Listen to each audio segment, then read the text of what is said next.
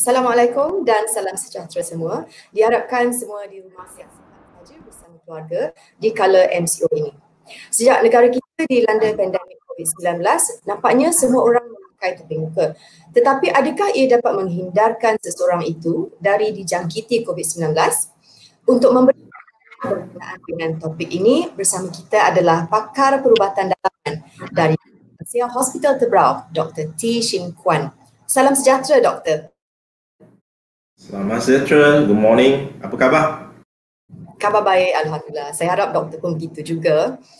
Sebelum kita teruskan dengan siaran ini, saya ingin memaklumkan kepada para penonton sekalian, jika ada sebarang soalan, tuan-tuan dan puan-puan boleh sahaja meninggalkan komen dan kita akan berbalik pada soalan itu nanti di akhir siaran dan insyaAllah doktor akan menjawab soalan-soalan tersebut ya. Okeylah, marilah kita mulakan. Berkenaan dengan topeng muka, bolehkah Dr. T menerangkan tentang keberkesanan topeng muka untuk mengelakkan seseorang itu dari dijangkiti virus COVID-19 ini? Silakan Doktor. Sebelum kita pergi ke topik keberkesanan topeng muka, saya rasa lebih baik marilah kita kenali apakah jenis-jenis topeng yang biasa dijumpai di pasaran kita.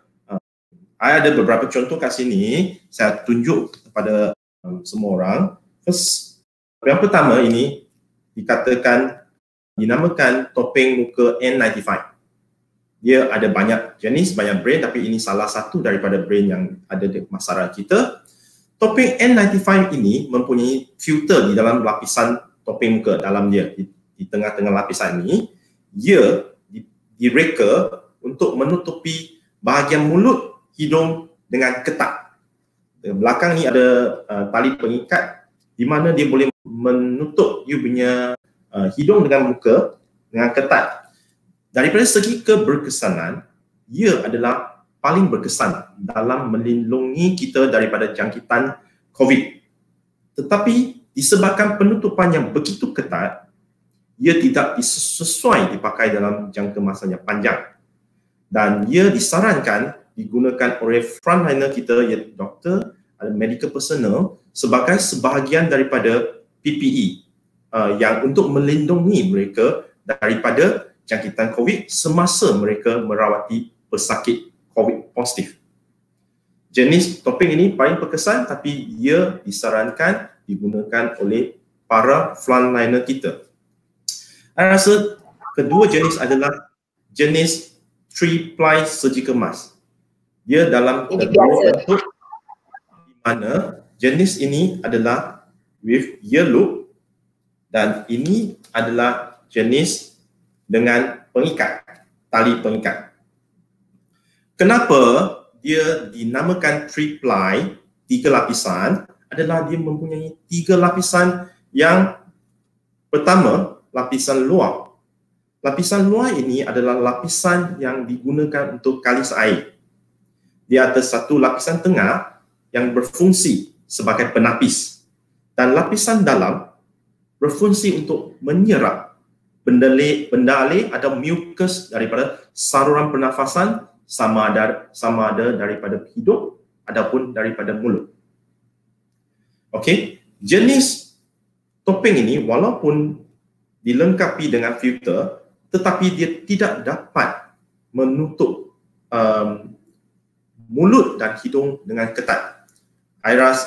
Saya rasa banyak orang pernah pakai jenis topeng muka ini dan macam mana ketat pun dia punya dan celah-celah muka ini mesti ada lubang dan ini adalah boleh membenarkan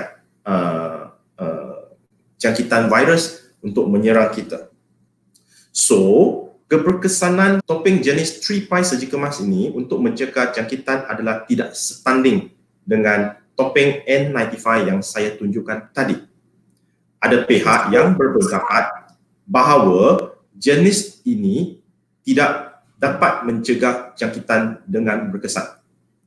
Tetapi fungsi topeng ini adalah lebih kepada mencegah benda alih dan mucus daripada menyebar kepada orang lain, untuk mencegah apabila batuk, benda alih yang kita generasikan ataupun kita hasilkan akan tertakung ataupun terlindung daripada tersebar kepada orang lain yang sihat. Oleh sebab itu, KKM, Kementerian Kesihatan Malaysia mengesyorkan hanya orang yang bergejala atau bertanda mempunyai simptom macam batuk, sakit tekak dan demam perlu memakai topeng jenis ini.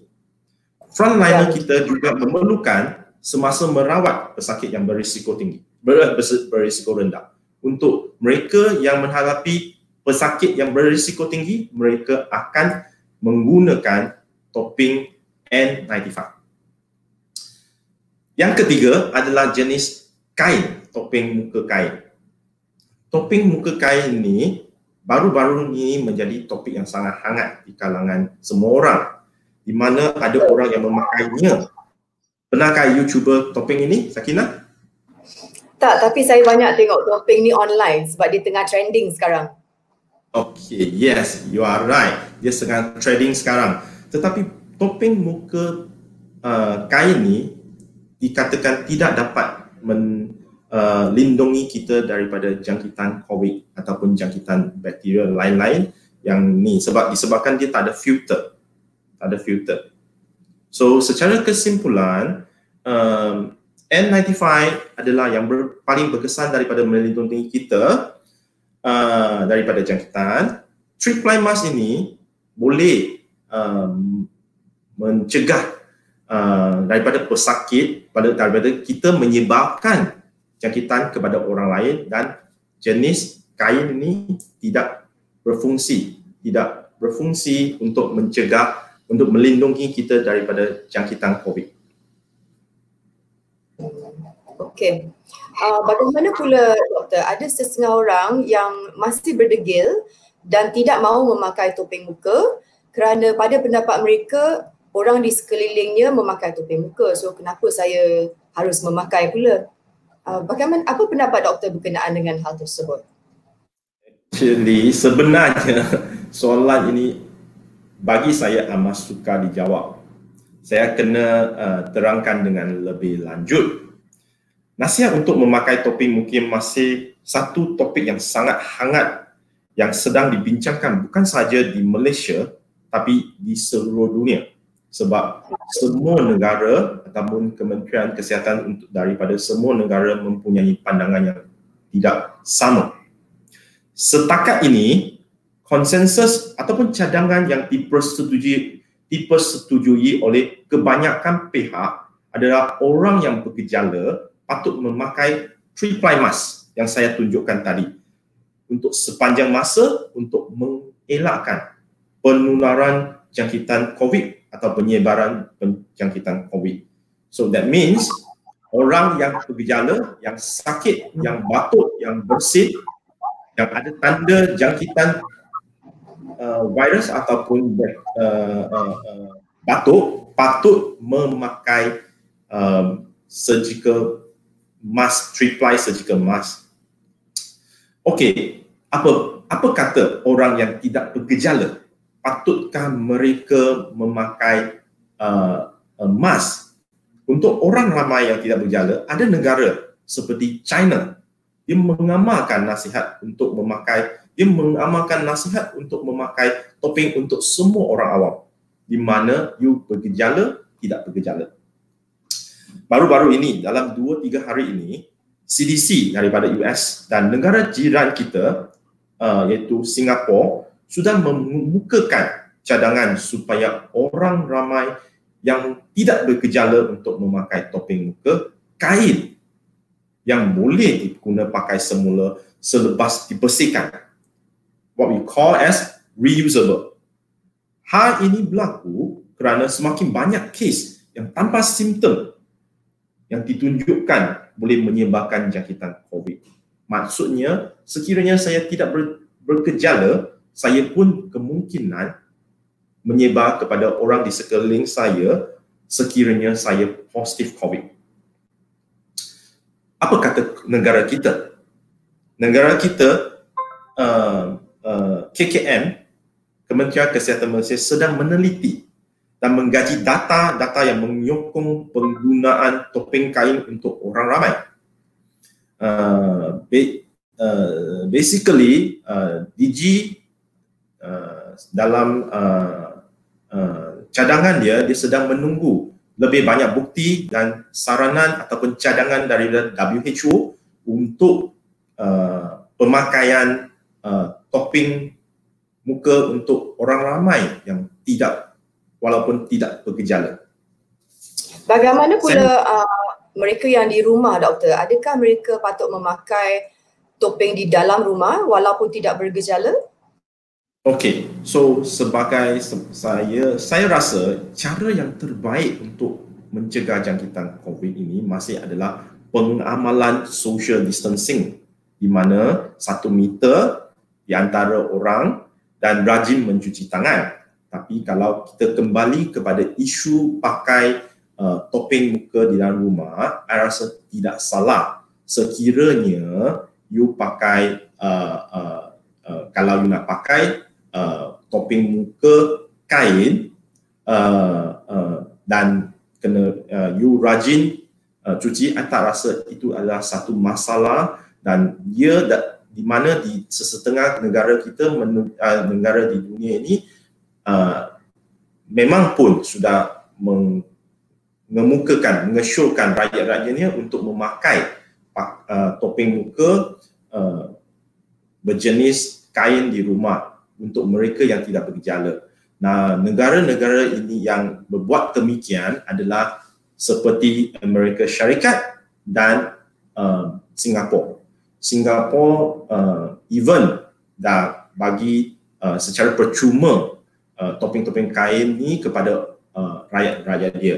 Tapi untuk orang Malaysia, kita menunggu cadangan dan daripada KKM secara formal. Tapi untuk jawab soalan Syakina, saya rasa tidak salah sekiranya you dapat sediakan topping muka dan you nak pakai untuk kat rumah untuk yang tak bergejala. Tidak salah, saya rasa. Okey, doktor. Sekarang ni ramai juga yang membuat topping muka sendiri. Boleh tak doktor terangkan apa jenis fabrik yang disyorkan sekiranya tidak dapat membeli, mungkin kekurangan di pasaran dan masalah kos dan sebagainya. Apa jenis fabrik yang doktor boleh nasihatkan untuk mereka yang ingin membuat topping muka sendiri di rumah? Okey. Pertama, saya rasa seperti yang kita kata, saya kena menegaskan sekali lagi, kalaunya you nak pakai topping muka kain, pertama, you mestilah tidak bergejala. Kedua, you bukannya memakai dia untuk semasa mendekati ataupun merawat orang yang bergejala. Sebab seperti yang saya terangkan pada permulaan, topping jenis ini tidak dapat melindungi kita daripada jangkitan COVID. Tetapi pemakaian topping muka kain ini adalah untuk menolong mencegah penularan ataupun penyebaran COVID virus ini daripada orang yang tidak bergejala. So beberapa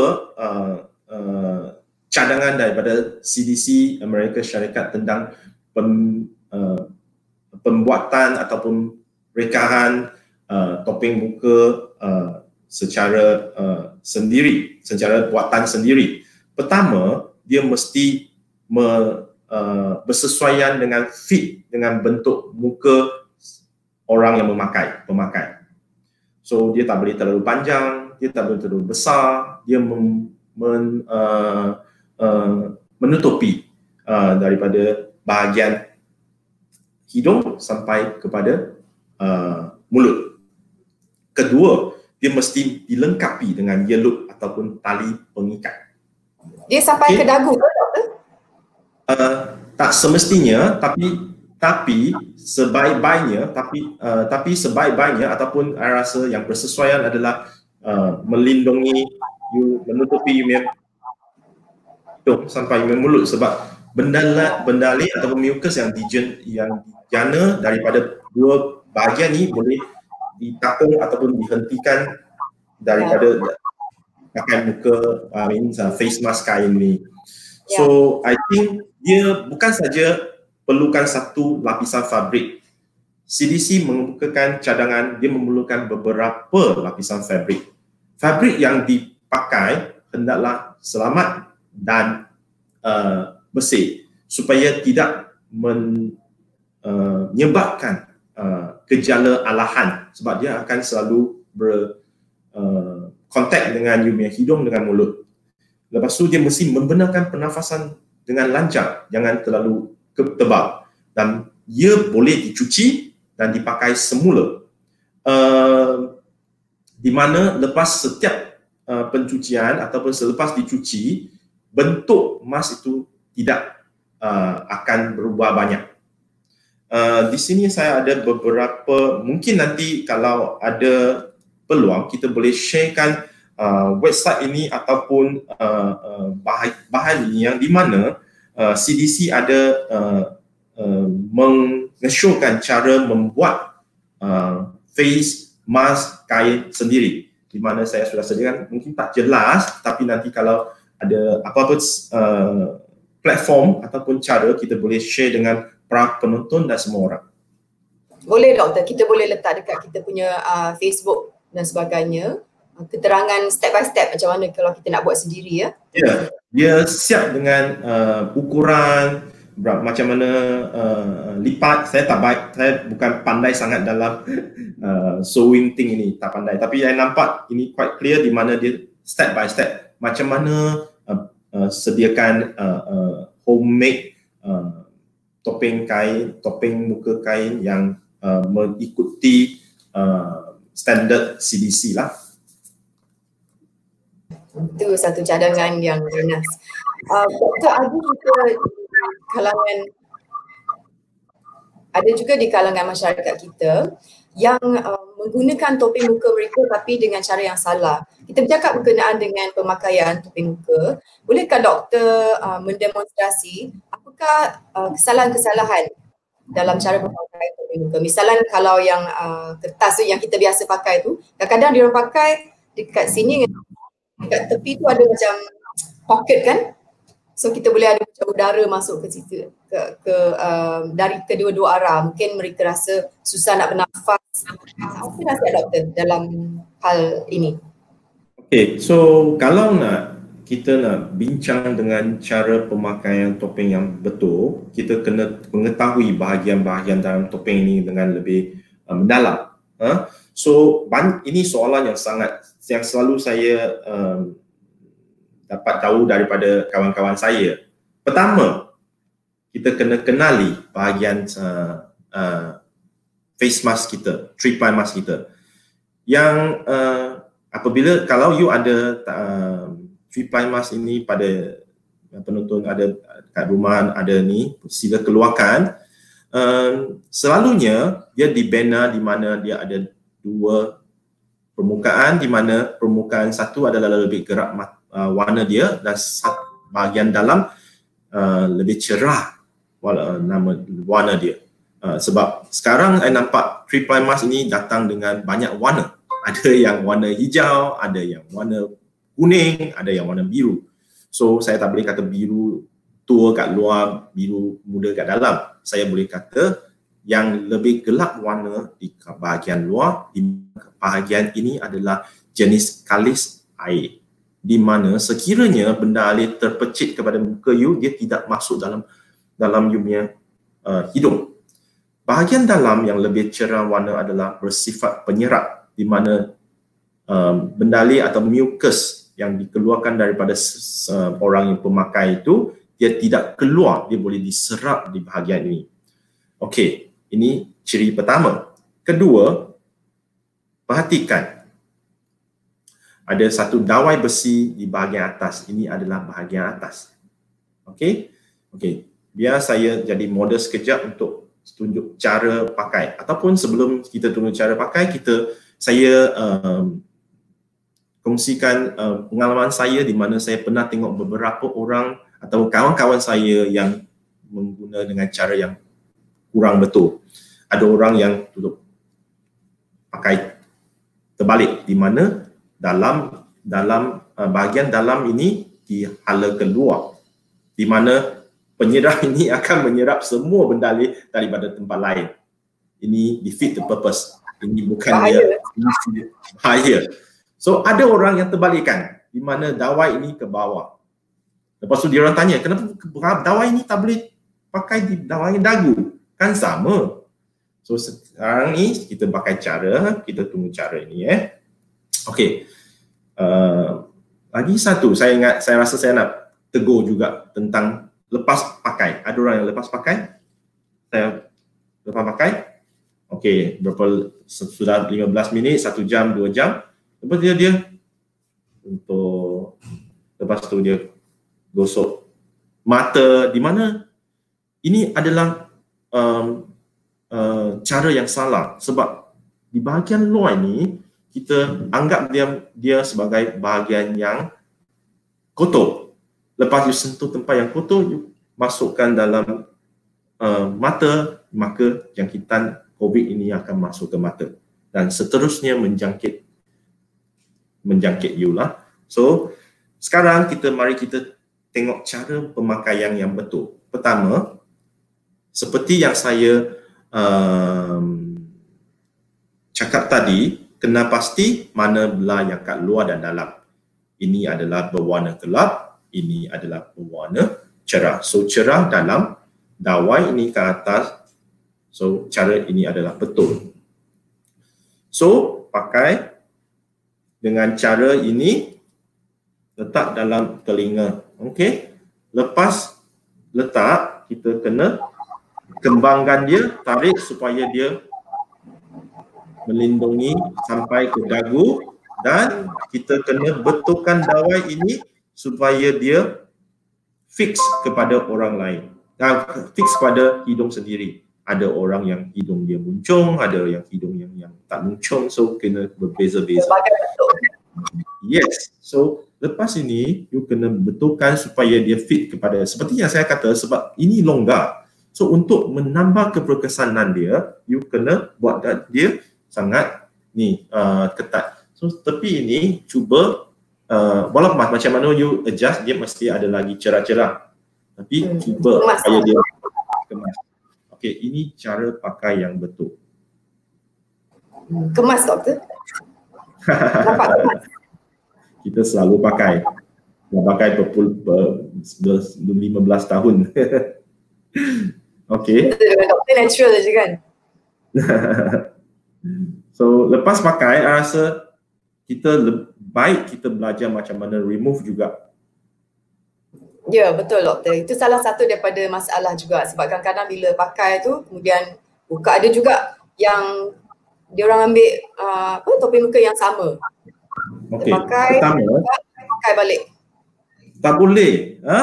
Pertama, apabila you cakap, sebab seperti yang saya kata, apabila you cakap bernafas, sebab bendalai ataupun mucus atau bendalai ataupun wap yang you generatekan akan diserap dalam bahagian dalam yang cerah itu. So lama kelamaan bahagian dalam itu akan menjadi lembab. Apabila lembab, dia jadi satu medium yang sangat baik untuk jangkitan kuman. So lepas dia lembab beberapa jam, you kena tukar. Ini cara betul dia. Masa you makan, tak boleh letak macam ni, lepas tu pakai balik. Ini defeat the purpose sebab dia jangkit you balik. So tak boleh pakai jenis macam ini. Ini tidak melindungi daripada apa-apa. Bukan saja macam itu, dia menggalakkan jangkitan kuman dan virus kepada you sendiri. So masa you buka, semasa you pakai, ini kira bersih. Tapi lepas pakai 3 jam, benda ini sudah dicemari oleh apa-apa benda lah yang you pernah temui. So pertama, jangan sentuh bahagian luar topeng muka. So buka dengan cara jangan sentuh. Jangan sentuh. Topeng muka ini jangan dibuangkan kat mana-mana. Saya jumpa sekarang banyak topeng ni atas jalan raya, tepi longkang, ini tak betul. Buang dalam tong sampah, dan lepas buang ke dalam tong sampah, ingat cuci tangan. cuci tangan dengan bersih, dengan sabun, dengan sanitizer. Saya kena tegaskan sekali lagi, walaupun topik hari ini adalah pemakaian topeng muka, tapi cara terbaik untuk mencegah jangkitan COVID masih adalah social distancing, di mana you jangan berdekatan dengan orang ramai, keep distance at least 1 meter, dan rajin cuci tangan. Sebab benda COVID ini bukan sahaja transmit atau menyebar melalui bendalih, kita katanya droplet, tetapi sebagai kontak.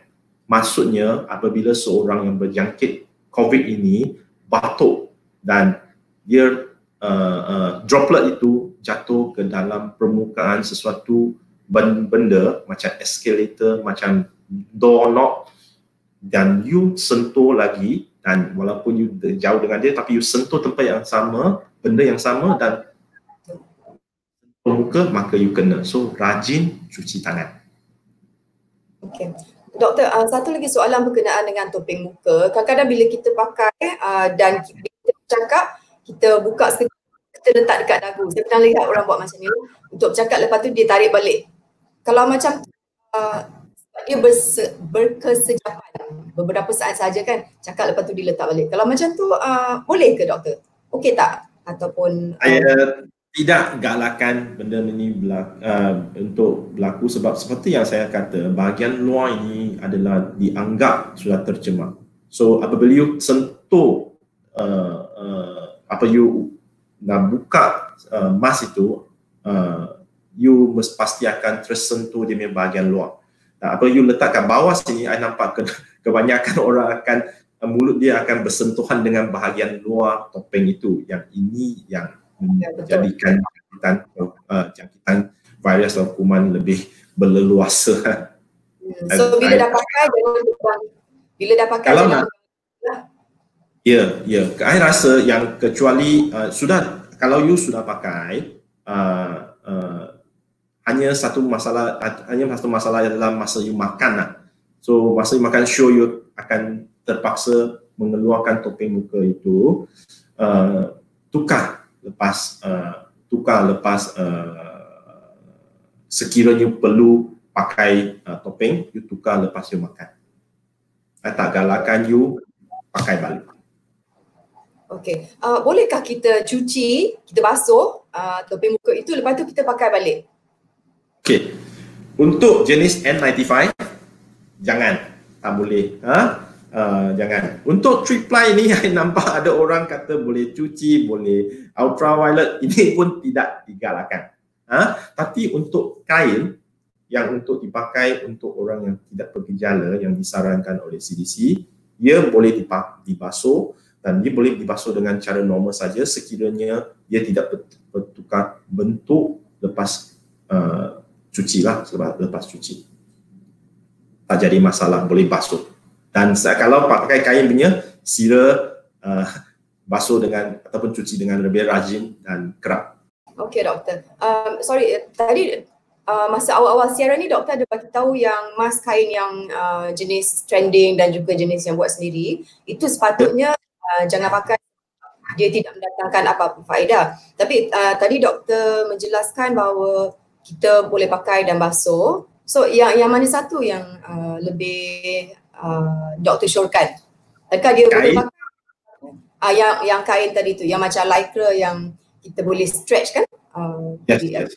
Kain, seperti saya yang kata, kain ini tidak berfungsi melindungi kita daripada jangkitan apa-apa sebab dia tak ada filter. Tetapi sekiranya you seorang yang tidak bergejala, tidak tertanda, dia nak pakai dengan hasrat ataupun tujuan supaya sendiri tidak jangkit orang lain, maka dia boleh dibuat sedemikian. Okey. Terima kasih banyak doktor atas penjelasan doktor itu tadi. Sekiranya anda mempunyai sebarang soalan, silakan tinggalkan komen di ruang komen dan insyaAllah kita akan mendapatkan jawapan daripada doktor. Terima kasih banyak doktor dan Assalamualaikum semua. Salam sejahtera. Take care.